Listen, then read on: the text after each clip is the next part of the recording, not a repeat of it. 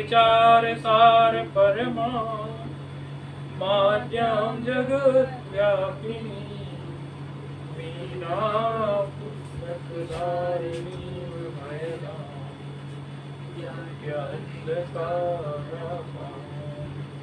हस्ते स्फाटिकमालिकां विदधती पद्मासने संस्थितां वन्दे तां परमेश्वरीं भगवतीं बुद्धिप्रदां शारदाम् येनाक्षरसमाम्नाय विगम्यो महेश्वरा चित्तं व्याकरणं प्रोक्तं तस्मै पाणिनये नमः। वाक्यकारं वररुचिं भाष्यकारं पतञ्जलिं पाणिनिं सूत्रकारं च प्रणतोऽस्मि मुनिम्। नत्वा सरस्वतीं देवीं शुद्ध्यां पुण्यां करोम्यहं पाणिनीये प्रवेशाय लघुसिद्धान्तकौमुदी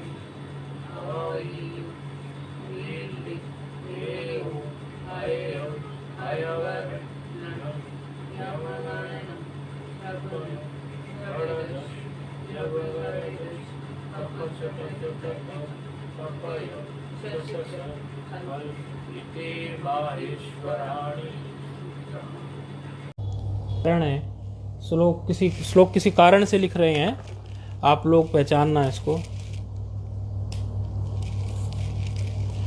रामो राजमणिः रामो राजमणिः रामो राजमणिः सदा विजयते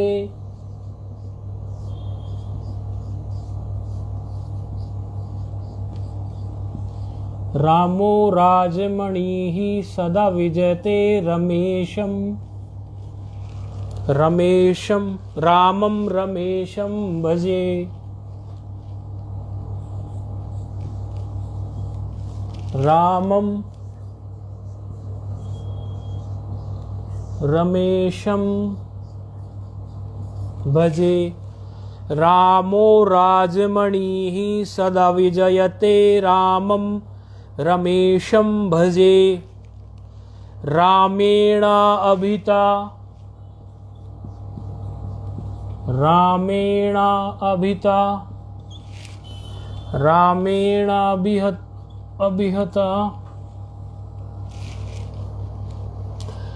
निशाचर चमू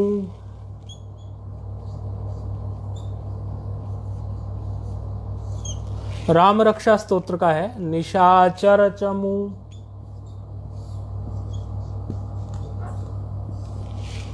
निशाचर चमू रामाय तस्मै नमः।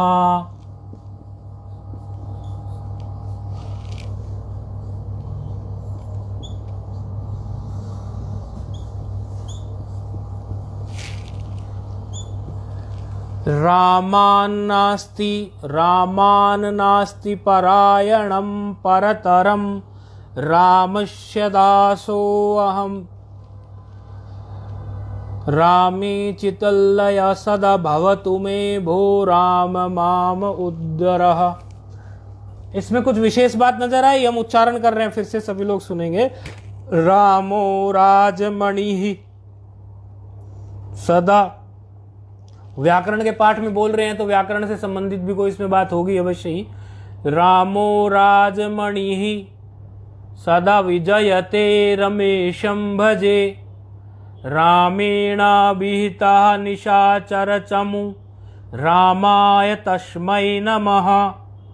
रामान्नास्ति परायणं परतरं रामस्य दासोऽस्म्यहम्। रामे चित्तलयः सदा भवतु मे भो राम माम उद्धरः। राम रक्षा स्तोत्र का है। राम रक्षा स्तोत्र का ढूंढेंगे तो मिल जाएगा, इधर उधर गूगल में भी लिखेंगे मिल जाएगा। अगर इतना भी सर्च करना चाहोगे, इतना भी लिख दोगे गूगल में, यदि बाद में भी विचार करना चाहो तो क्योंकि हमारे बोर्ड की मर्यादा है, कैमरे में कितना बोर्ड आ सकता है उतने तक हमने लिख दिया है। रामो राजमणि ही सदा विजयते, इतना भी लिखोगे तो शायद गूगल में ढूंढने से भी मिल जाएगा। लेकिन ये हमने 2-3 बार उच्चारित कर दिया। क्या आपने इसमें ये देखा क्या विशेषता है, हमने क्यों इसको आज व्याकरण के पाठ में हम इसको क्यों बोल रहे हैं? आप बताएंगे, आपको यदि सुना हो तो हमारा ये, क्योंकि नेटवर्क की भी थोड़ी वो है। जितना सुनाई दिया उसमें राम के रूप तो शायद सारे कवर हो रहे हैं। हाँ, बहुत सुंदर पहचाना आपने, बहुत ही सुंदर। आप देख रहे हैं इसमें राम प्रथमा, और देख रहे हैं सारे एक वचन है, इसमें एक वचन है ना। राम प्रथमा, रामम द्वितीया, रामेण तृतीया, रामाय चतुर्थी, रामान क्या है, और क्या है आगे, रामाय आ गई, रामस्य आ गई, रामे आ गई। तो इस तरह से ये एक श्लोक है। आज रामनवमी थी तो हमें ये श्लोक याद आ गया। तो हमने सोचा इसका आजकल हम राम का रूप सिद्ध भी हमने ताजा ताजा ही किया है, बहुत दिन नहीं हुए, इसलिए हमने ये प्रसंग वसात बता दिया। ठीक है, चलो आगे बढ़ते हैं।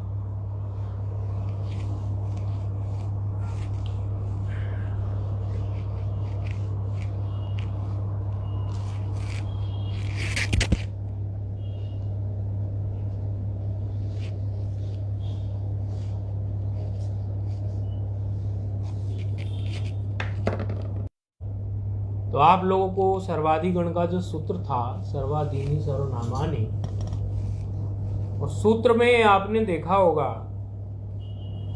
कि ऐसा भी कहीं लिखा हुआ था उस सूत्र में, पूर्व परावर दक्षिणोत्तर पराधराणी व्यवस्थायाम संज्ञायाम। ऐसा आप लोगों ने ये पंक्ति देखी होगी। इस पंक्ति को लेके ही आपके लघु में सूत्र भी रख दिया गया। सूत्र दिखाई दे रहा होगा आप लोगों को, सूत्र दिख रहा है आपको इस पंक्ति को लेके, अगले पंक्ति उसमें सूत्र भी है फोन पर। हाँ, पूर्व परावर दक्षिणोत्तरायण पराधराणी, हाँ सूत्र भी है एक। और आपने ये देखा होगा कि इसी सर्वाधीनी सर्वनामानी सूत्र में ही त्यज तद यद एतद इदम अदस एक द्वि युष्म दशमद भवतु किम, ये भी आए हैं। 12 शब्द हैं ये। तो इस इतने से 12 शब्दों को त्यदादिगण भी बोल देते हैं, अर्थात सर्वादिगण के अंतर्गत त्यदादिगण ऐसा कह सकते हैं, क्योंकि बड़ा तो सर्वादिगण ही है, क्योंकि उन सर्व में पाठ ही है। त्यदादि का जो है, त्यदादि इसलिए बोल देते हैं क्योंकि इनके किम तक जो शब्द हैं उनके आदि में त्यद है, तो इसको एक अलग गण भी कह देते हैं, त्यदादिगण। तो कहीं यदि ये कहने लगे कि त्यदादिगण कहाँ है, तो इसको लेकर आपको कंफ्यूज होने की जरूरत नहीं है। सर्वादिगण में ही जो ये 12 पाठ हुए हैं, 12 शब्दों के, त्यद तद यद एतद इदम अदस एक द्वि युष्म दशमद भवतु किम, ये 12 शब्द त्यदादिगण ही कहते हैं। बात समझ में आ रही है फोन पे आपको? सरल सी बात है। तो इनको त्यदादिगण भी कहते हैं। इनमें बस एक ही शब्द ऐसा है, एक जो शब्द जो है अदंत है, क्योंकि अजंत पुल्लिंग में हम अभी अदंत पर विचार कर रहे हैं। अजंत पुल्लिंग में हम अदंत शब्दों पर ही तो विचार कर रहे हैं, केवल जो अकारांत हैं। तो उन अकारांत शब्दों में ही हमारा सर्वादिगण के अंतर्गत सर्व का रूप है, सर्व विश्व उब उबह डतर डतम डटर डतम प्रत्यांत, वो शब्द आते हमारे चले गए। सभी के सभी में आपने देखा कि वो सब अदंत ही हैं। अदंत में वो इदंत नहीं है, उदंत नहीं है ना, केवल वो अदंत शब्द हैं। अर्थात अजंत शब्द, अजंत पुल्लिंग में हमारे केवल अदंत शब्द है। अकारांत जो हो अंत में, ये अद तो अत से बना है ना, सलाम जो सुनते त्याज से। आप तो अत मतलब तपरकरण, जब आकार का हम कर दें, आकार का तपरकरण कर दें, यानी अभी हमने हर्ष अकारांत शब्दों की बात ही की है। इतनी सी बात हमने की है।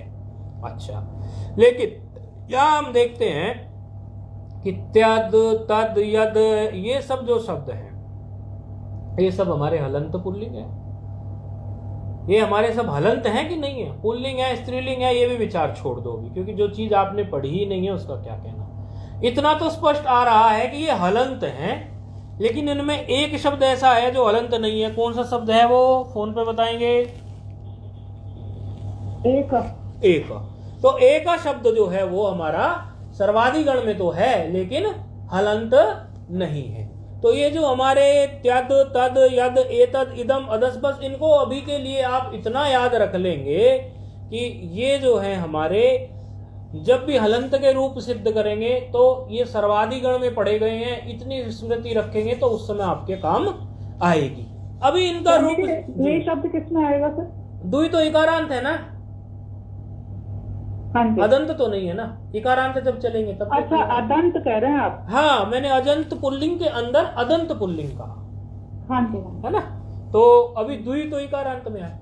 तो ये त्यद तद यद एतद ये सब जो है हलंत में, इनका जब जिक्र आएगा तो आपको ही रहना चाहिए। हाँ, एक जो है वो हमारे इस विषय का है, क्योंकि जिस हिसाब से प्रक्रिया ली गई है लोगों की, उसमें सर्वाधिगण के अंतर्गत जो अदंत की बात हो रही है, एक उसमें फिट बैठता है। अब एक जो शब्द है, पहले तो हम ये सारे जो शब्द हैं, ये त्यद तद यद एतद एक एक मिनट लिख देते हैं, क्योंकि बोर्ड पर जो देखते हैं उनको इंटरेक्टिव नहीं लगता जब तक बोर्ड पर नहीं लिखा हुआ होता। त्यद तद त्यद तद यद, और लिखने का एक ये भी प्रयोजन होता है कि आप लोग स्वयं भी अपने हाथ से एक बार लिख लेते हैं तो देखो ये व्याकरण है, इसमें थोड़ी घिसाई चलती है, अर्थात भूल जाते हैं हम इसको यदि अभ्यास ना करें तो। हाथ से लिख लेते हैं, जैसे त्यद लिख लिया हाथ से, त्यद के बाद तद लिख लिया, यद लिख लिया, चिंतन होता है ना, एतद लिख लिया, इदम लिख लिया, त्यद तद यद एतद इदम अदस, त्यद तद यद एतद इदम अदस एक द्वि युष्म दस्वद, अदस एक एक एक बोल देंगे तो वो तो हलंत हो जाएगा। एक एक द्वि एका द्वि युष्मद अस्मद, एका द्वि युष्मद अस्मद भवतु,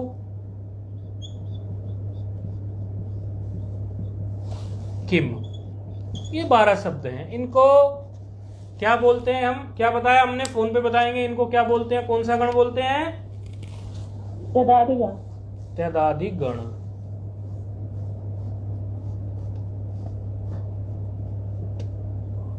ठीक है।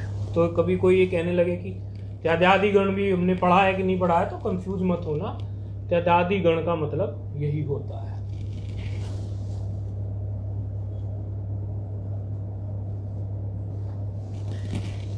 तो यहां पर एक जो शब्द है वही केवल हमारी अभी सर्व के हिसाब से फिट बैठता है अदंत पुल्लिंग में। तो एक शब्द के, एक तो आप लोगों ने एक शब्द जो सुना होगा, देखो ये व्याकरण है संस्कृत, इसमें एक ही शब्द के कई अर्थ होते हैं।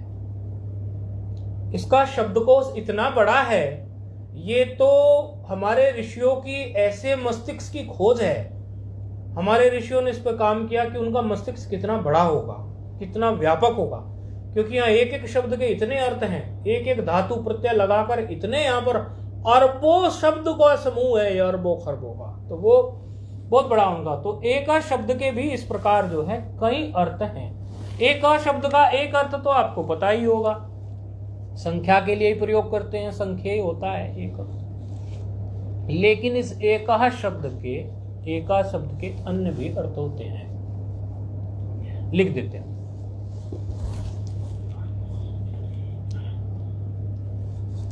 एक तो एक शब्द जो होता है संख्या के अर्थ में, ये संख्या होता ही है, संख्या अर्थ में होता है। संख्या अर्थ में मतलब संख्येय, किसी के लिए बोलते हैं ना एक, इस प्रकार से, तो ये संख्येयवाची होता है, उस अर्थ में भी लिख देते हैं, ये संख्येयवाची होता है।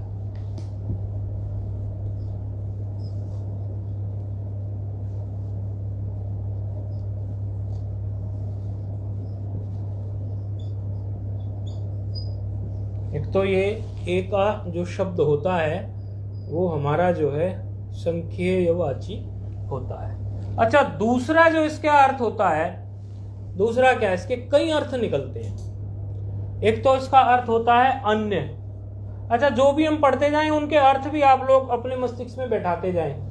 अन्य, प्रधान, मुख्य जिसको कह देते हैं, प्रधान है ये, मुख्य है। प्रथम भी इसका एक अर्थ होता है। केवल भी इसका एक अर्थ होता है। साधारण, साधारण, साधारण भी इसका एक अर्थ होता है। समान भी इसका एक अर्थ होता है। अल्प भी इसका एक अर्थ होता है। अब यदि ये एक इन के अर्थों में आ जाए, किन के अर्थों में आ जाए, यदि ये इसका अर्थ जो है अन्य आ जाए, प्रधान आ जाए, प्रथम आ जाए, केवल आ जाए, साधारण आ जाए, समान आ जाए या अल्प अर्थों में आ जाए, क्योंकि जो कोशकार हैं, अमर कोश, वोकैबुलरी के लिए ये अमर कोश रेफर किया जाता है। शब्दों के अर्थों के लिए अमर कोश नामक एक शास्त्र है, उसको कई जगह शॉर्ट फॉर्म में कोश भी लिख देते हैं, लेकिन उसका पूरा नाम अमर कोश है। वहां इसका एक शब्द के लिए एक श्लोक आता है, एको अन्यार्थे प्रधाने च प्रथमे केवले तथा साधारणे समाने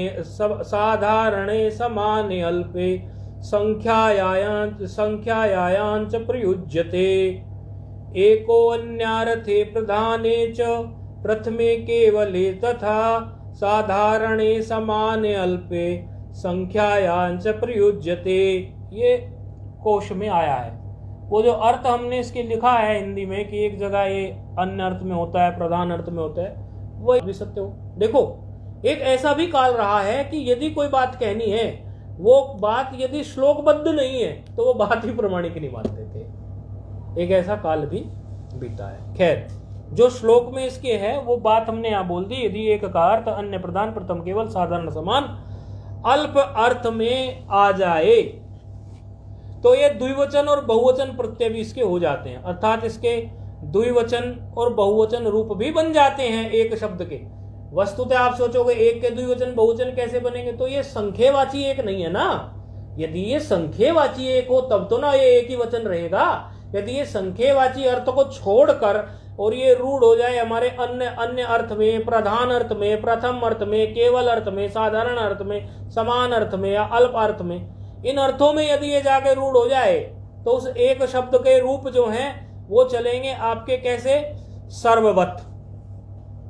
और सर्ववत कैसे चलेंगे, वो सर्ववत रूप उसके उसी तरह चलेंगे जैसे आपने सर्ववत में चलाया था, सर्वः, सर्वौ, सर्वे, ऐसे चलाए ना। जससी से वहां पर प्रथमा के बहुवचन में परिवर्तन हुआ था कि नहीं हुआ था, जससी से स्मात् स्मिनौ, स्मात् आ गया, अस्मिन आ गया, तो वहां रूप बनता है सर्वस्मात्, सर्वस्मिन। तो यहाँ एक का रूप कब क्या बनेगा, एकस्मात्, एकस्मिन। लेकिन किस स्थिति में बनेगा, जब एक का अर्थ क्या निकल रहा हो, यदि यहाँ पर द्विवचन बहुवचन भी है, क्योंकि अभी तो एक वचन ही है। द्विवचन ये रूप जो है, देखो, यदि एक का अर्थ संख्यवाची एक हो, संख्या के लिए रूढ़ हो रहा हो, तो केवल ये एक वचन में चलेगा। तो एक चलेगा सर्व के अनुसार ही। एक वचन में कैसे चलेगा, एकहा, एक वचन रूप चला सकते हैं, चलाइए।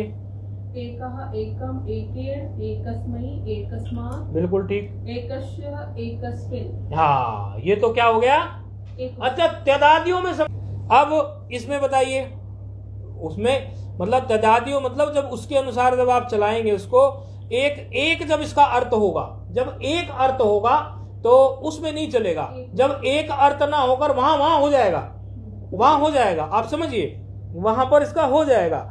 चलेगा तो इसका रूप, लेकिन हो जाएगा वहां पर हे एक, हे एकौ, हे एके। क्योंकि किस स्थिति में, उस स्थिति में इसका क्या अन्य अर्थ है, प्रधान अर्थ है, प्रथम अर्थ है, केवल अर्थ है, साधारण अर्थ है। तो इस तरह के अर्थ है, ये प्रधान अर्थ, केवल अर्थ, साधारण अर्थ, समान अर्थ ये है। तो वहां पर हे बोला जा सकता है।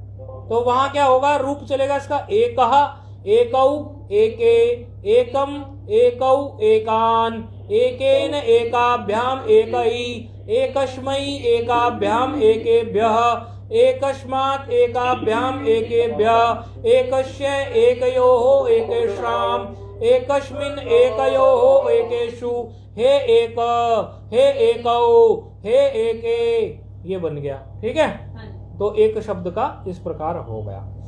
अच्छा, इसमें प्रमाण ये क्या देते हैं? एक प्रमाण हमारे सूत्र में मिलता है। एक सूत्र ढूंढिए आप अपनी पुस्तक में, यजुष्य ये के शाम 83102 है। जी स्वामी जी। यजुष ये प्रमाण है इसी बात का। जैसे पहले भी एक प्रमाण दिया था। एक ऐसा लग रहा है आप तो किसी मंदिर में बैठ के आज पाठ सुन रहे हैं।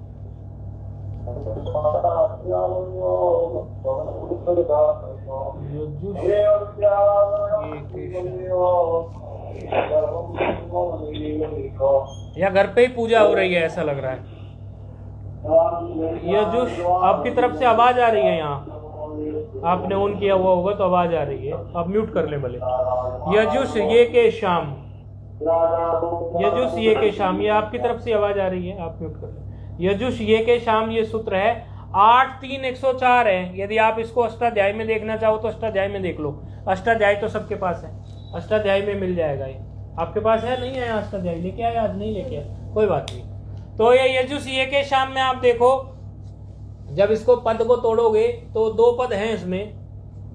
यजुषी एक पद है और एक शाम एक पद है।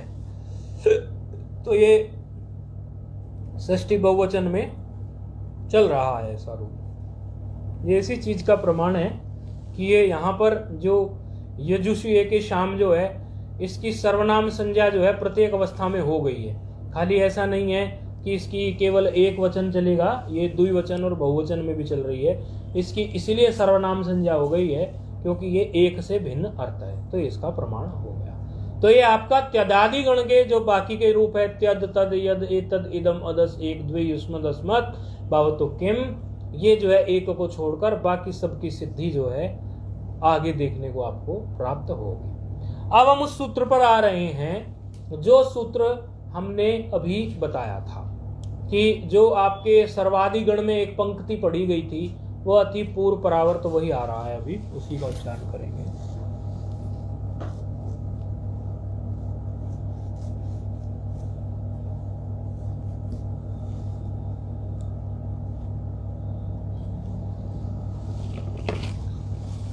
पूर्व परावर दक्षिणोत्तरायण पराधराणी व्यवस्थायाम संज्ञायाम, पूर्व परावर दक्षिणोत्तरा पराधराणी व्यवस्थायाम संज्ञायाम, पूर्व परावर दक्षिण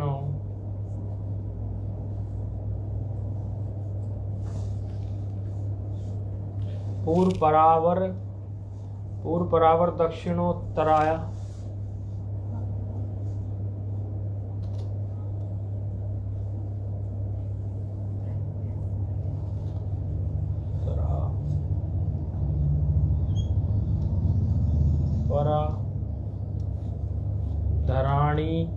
पराधराणी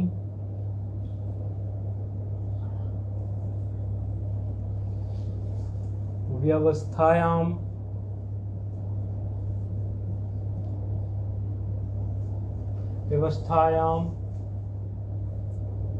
संज्ञायाम।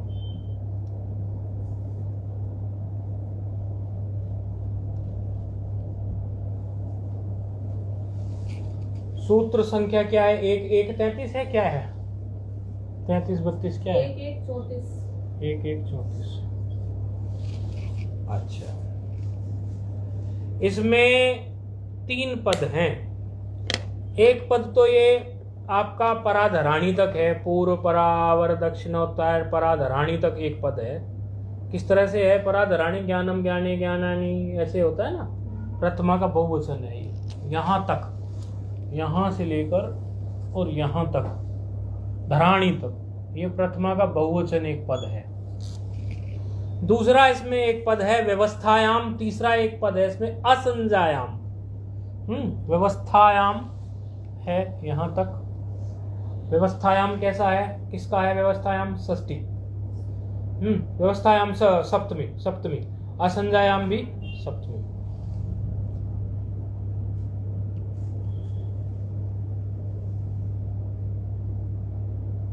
तीन पद इसमें, ठीक है।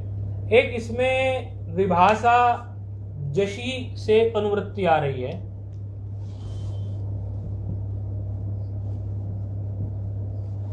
एक सूत्र से, एक सूत्र है विभाषा जसी, वहां से एक तो जसी पद की अनुवृत्ति आ रही है, एक विभाषा पद की, एक विभाषा पद की, एक जसी पद की। ये दो जो है अनुवृत्त होके आ रहे हैं। विभाषा सूत्र है, आपको मिलेगा विभाषा जसी, यहां से आ रहा है, आवृत्ति बन जाएगी बस।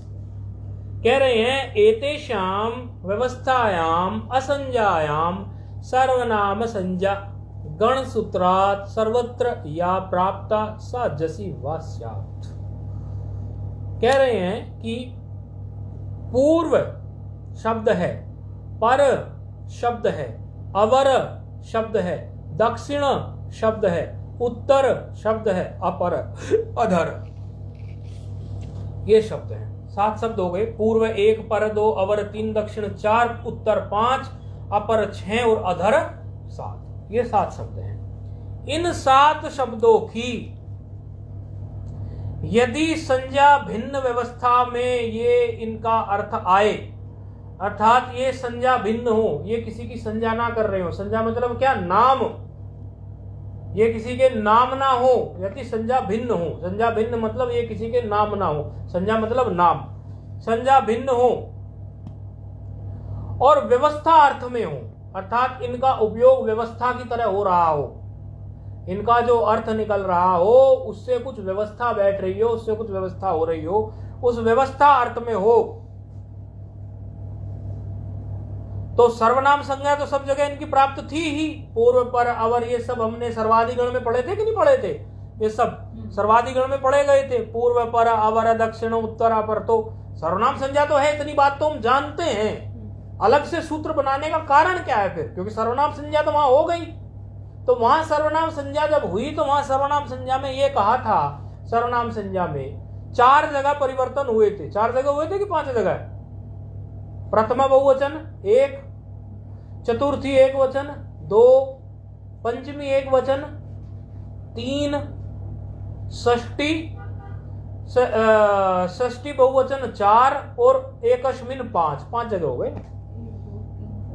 5 जगह हो गए। कहाँ कहाँ हुए जरा बताओ?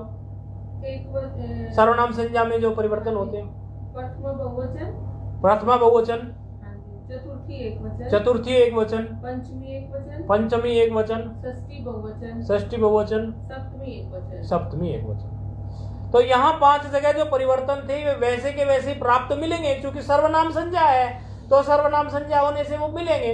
तो अलग से जब वहां सर्वाधिगण में आपने ये पढ़ दिया तो इस सूत्र अलग से ये सूत्र लिखने की क्या जरूरत पड़ेगी? एक सोचनीय विषय है ना, विचारने विषय है कि भाई आपने वहां, ये तो एक तरफ तो आप कहते हो कि भाई यदि एक कोमा भी कम हो जाए तो वैयाकरण जो है तो पुत्र उत्सव मनाते हैं, जैसे पुत्र पैदा हो गया, यदि ये उन्हें लिखने में एक कोमा कम हो जाए तो बड़े खुश होते हैं वैयाकरण लोग। और यहाँ तो आपने पूरा सूत्र ही गढ़ दिया एक। हालांकि आपने वहां पर पूरा का पूरा जो ये बात कही है, पूर्व, पर, अवर, दक्षिण, उत्तर, ये सर्वनाम संज्ञा ही तो है। सर्वनाम संज्ञा वहां हो ही गई थी, फिर पूरा एक सूत्र बनाने की क्या जरूरत थी पाणिनि जी को? तो उसका उत्तर ये है कि वहां पर जब कहा गया था तो सर्वनाम संज्ञा में आपको जसासी में क्या रूप बनता था? जसासी में सर्वे रूप बनता था कि नहीं बनता था? सर्व का देखो तो विश्व का विश्व बनता था कि नहीं बनता था? उभय का उभय, इस तरह से बनते थे कि रूप नहीं बनते थे? अच्छा हो भाई, ये सारे रूप बनते जा रहे थे हमारे। लेकिन इस सूत्र को बनाने का एक ये भी है कि यहाँ पर जो सर्वनाम संज्ञा जस के पर्व होने, जस के परे रहने पर, जस था कि नहीं? सुओ जस, प्रथमा में सुओ जस आता था, जस के पर रहने पे क्या होता था? आदेश। जससी होता, जससी होता था कि नहीं होता था? शी आदेश होता था कि नहीं होता था? वह विकल्प से हो जाएगी। अर्थात यहाँ 2 रूप बनेंगे।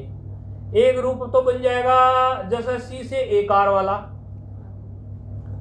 जैसे बना था, जैसे पूर्व का बनाने लगो तो एक रूप तो क्या बनेगा, पूर्वे। और दूसरा रूप विकल्प पक्ष में रामवत ही बन जाएगा। क्या हो जाएगा, रामवत, पूर्वाहा।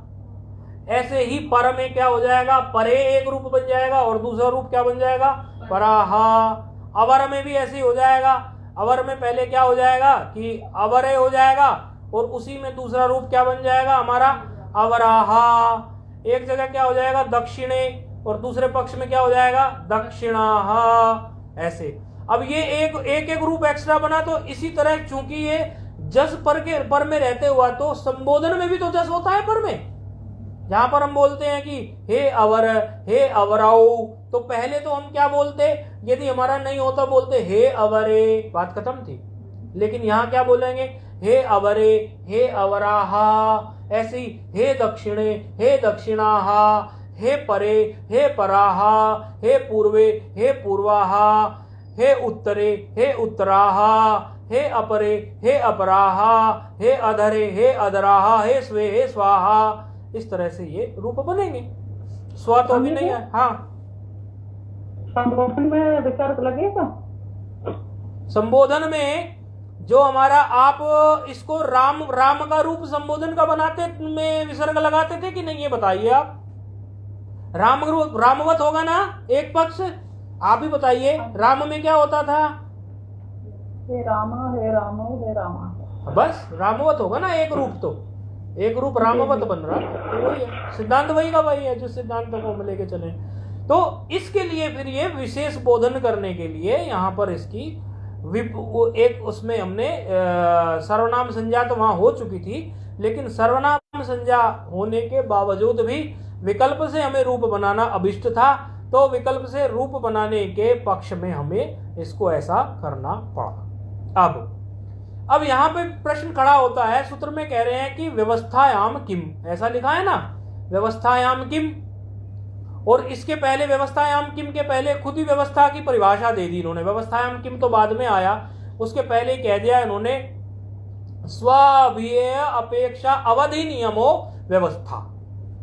अब इस भारी भरकम से शब्द का क्या मतलब है, ये समझना बहुत जरूरी है। अर्थात यहां पर ये व्यवस्था की परिभाषा दे रहे हैं। ये कह रहे हैं यदि ये पूर्व आदि जो हमने शब्द देखे, 7 शब्द थे कि नहीं, ये पूर्व आदि शब्द जो हैं, यदि ये अपने अर्थ से, अर्थात इनका अर्थ जो है अविधि के नियम की अपेक्षा करता हो, तब इसको व्यवस्था मानना।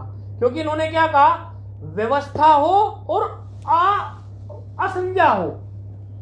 क्या है, व्यवस्थायाम असंज्ञायाम, अर्थात व्यवस्था के लिए यह प्रयुक्त हो और असंज्ञा हो, नाम नहीं हो किसी के, उस केस में ही करना इनको।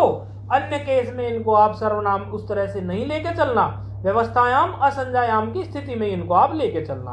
तो व्यवस्था असंज्ञा तो सबको पता है भाई, न संज्ञा असंज्ञा, नाम हो और अनाम हो, दो ही बातें हैं।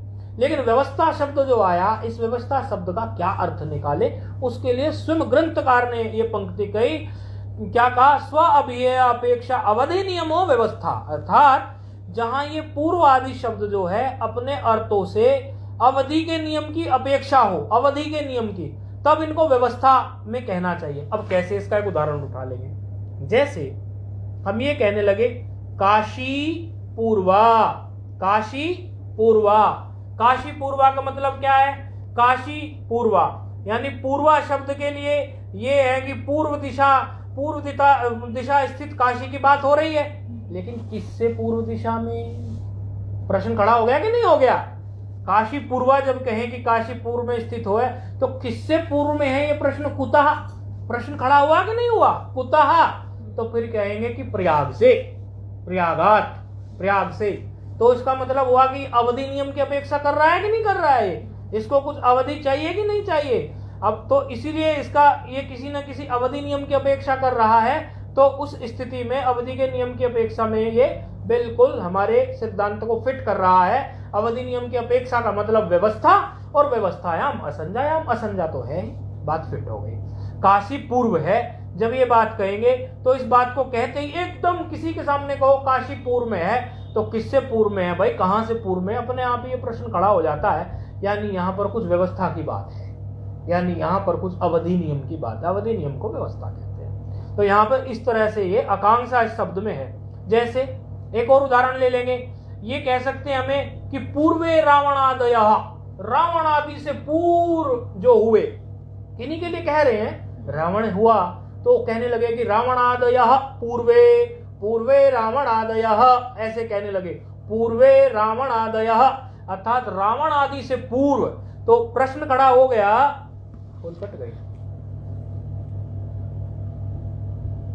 प्रश्न खड़ा हो गया कि रावण से पूर्व, रावण से पूर्व इनको कहेंगे तो किससे कहेंगे, कंस से पूर्व, कंस से पूर्व हुआ ना रावण, तो कहेंगे कंस से पूर्व। तो यहां भी अवधि नियम हो गया कि नहीं, अवधि आ गई कि नहीं आ गई, अवधि, अवधि तीन प्रकार की हो सकती है ना, देश की अवधि हो सकती है, काल की अवधि हो सकती है। काशी पूर्व में देश की अवधि थी कि नहीं थी, प्रयाग से अवधि, और यहाँ काल की अवधि हो रही है ना, क्या अभी इस काल में रावण, रावण से पूर्व के काल में कंस, तो ये, तो यहां भी पूर्व, पूर्व शब्द में अवधि के नियम की अपेक्षा है कि नहीं, आकांक्षा कर रहा है कि नहीं। तो ऐसी स्थिति में भी इसको जो है, हमारी जो शर्त हमने कही वो उसको ये पूरी कर रहा है, क्योंकि अवधि जो है, अवधि का जो नियम है, व्यवस्था जो है, वो तीन प्रकार से आगे खड़ी हो सकती है। देशवाची, देशवाची जैसे देश अर्थ में काशी पूर्वा, कालवाची जैसे बोला पूर्वे रावणादय, रावण से पहले। दिशावाची भी हो सकती है, दिशावाची क्या हो सकती है कि पूर्वश्याम रवि उदयती, पूर्व में सूर्य उदय होता है, तो दिशावाची है। तीन प्रकार से अवधि हुई, तो ये तीनों प्रकार की अवधि के नियम की अपेक्षा यदि इन 7 शब्दों में है, पूर्वर अपरतवर धराधराणी अवस्थायाम असंजायाम की स्थिति खड़ी हो जाती है इन शब्दों के साथ, तो उस स्थिति में इनको हमें जो है सर्वाधिगण में उसी प्रकार से ले लेना चाहिए। फिर कहते हैं व्यवस्थायाम किम, व्यवस्था ही आपने क्यों कहा, आप यदि व्यवस्था ना कहते, व्यवस्थायाम किम अर्थात आप यदि व्यवस्था ना कहते तो क्या दोष उत्पन्न हो जाते। बोले ये जो दक्षिण शब्द है ना, यदि हम ये ना कहते कि अवधि नियम की अपेक्षा है, तो दक्षिण शब्द का एक अर्थ तो निकलता है, दक्षिण शब्द का दक्षिण दिशा, तो दक्षिण दिशा जब इसका अर्थ निकलता है तो वहां तो अवधि नियम है, तो अर्थात जो है अपेक्षा है अवधि की, तो इसका मतलब ये हो गया कि इसका अर्थ व्यवस्था, व्यवस्था में आ गया। लेकिन दक्षिण का मतलब एक दक्षता से भी तो है, जैसे ये कहने लगे ये दक्ष गायक है, दक्षिणा गायक, अब यहां तो उसका दिशा मतलब नहीं निकला।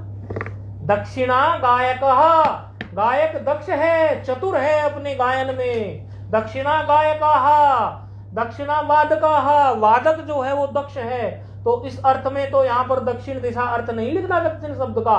तो ऐसी स्थिति में इसीलिए हमें व्यवस्थायाम कहना पड़ा, अन्यथा दक्षिणा गायका में भी दक्षिण की वही जो हमारी जो है उसी अनुसार अवधि के नियम की आकांक्षा हो जाती, और यदि अवधि के नियम की आकांक्षा हो जाती तो व्यवस्था अर्थ में इसकी भी सर्वनाम संज्ञा की बात आ जाती। तो इसकी अतः यहाँ व्यवस्था ना होने से इसकी सर्वनाम संज्ञा नहीं है। जिस दक्षिणा का शब्द जो है दक्षिणा गायका ये निकला है, आप समझ लो ये रूप जो है उसके अनुसार नहीं है, सर्वनाम के अनुसार नहीं है, क्योंकि इसका अर्थ एक्सपर्ट, दक्ष मतलब एक्सपर्ट, उस तरह से निकल रहा है। अब उत्तर शब्द के लिए अर्थात यहाँ पर विकल्प से जशि द्वारा शी आदेश ना होगा। अच्छा, इसी प्रकार जैसे कहने लगे उत्तर पक्ष में, एक तो उत्तर का मतलब क्या है, उत्तर का मतलब दिशा हो जाती है, लेकिन दूसरा उत्तर का मतलब होता है अयम बाला उत्तरे प्रत्युत्तरे शक्तः, यह बालक सवाल का जवाब देता है, उत्तरे, उत्तर देना होता है या नहीं, उत्तर दिशा भी है और उत्तर देना भी है। तो यदि ये दिशा अर्थ में होता तो अवधि नियम की अपेक्षा है, अर्थात व्यवस्था हुई, व्यवस्था हुई तो इसकी सर्वनाम संज्ञा हुई, सर्वनाम संज्ञा हुई तो व्यवस्थायाम असंज्ञायाम के अनुसार इन शब्दों में जसासी विकल्प से होकर दो रूप बन गए। लेकिन यहां ऐसा नहीं है, यहां उत्तर के प्रति उत्तर अर्थात question answer question answer question answer, इस दृष्टि से इसका अर्थ निकल रहा है अयम बाला उत्तरे प्रति उत्तरे शक्ताः। ऐसी स्थिति में क्या होगा, ऐसी स्थिति में भी इसको हम उसी तरह लेके चलेंगे सर्वनाम संज्ञा में जस ऐसी इत्यादि इसको नहीं मानने वाले। तो ये इन्होंने बताया कि व्यवस्था इसीलिए हमें देनी पड़ी। अगला प्रश्न कह रहे हैं ग्रंथकार असंज्ञायाम किम, अर्थात आपने ये क्यों कहा कि संज्ञा भिन्न में ऐसा हो। यदि हम ये कह देते कि संज्ञा रहते हुए भी ऐसा हो तो क्या दोष उत्पन्न हो जाता। असंज्ञायाम किम आपने क्यों कहा, यह बात भी विचारणीय है। कहने लगे असंज्ञायाम किम हमने इसलिए कहा क्योंकि आप देखिए एक शब्द होता है उत्तराह कुर्वः, उत्तराह कुर्वः। अब यहां पर उत्तर दिशावाची भी होता है और एक देश का नाम भी उत्तर है। पहले एक देश का नाम उत्तर था, वो उत्तर देश था उत्तर। तो यदि उस देश का नाम उत्तर हो तो फिर तो गड़बड़ हो जाएगी, इसीलिए कहना पड़ा असंज्ञायाम।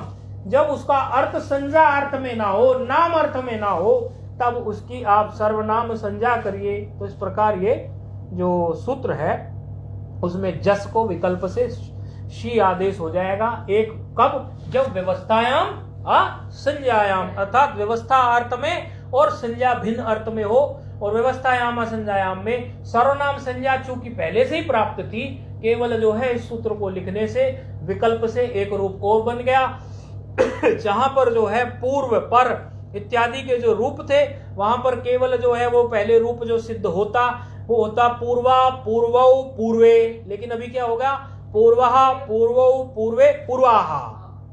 ऐसे ही परा का पराहा परौ परे होता, लेकिन अभी क्या हो गया, परे के साथ साथ पराहा रामा, इसी तरह। और एक संबोधन का रूप भी इसी तरह बढ़ गया।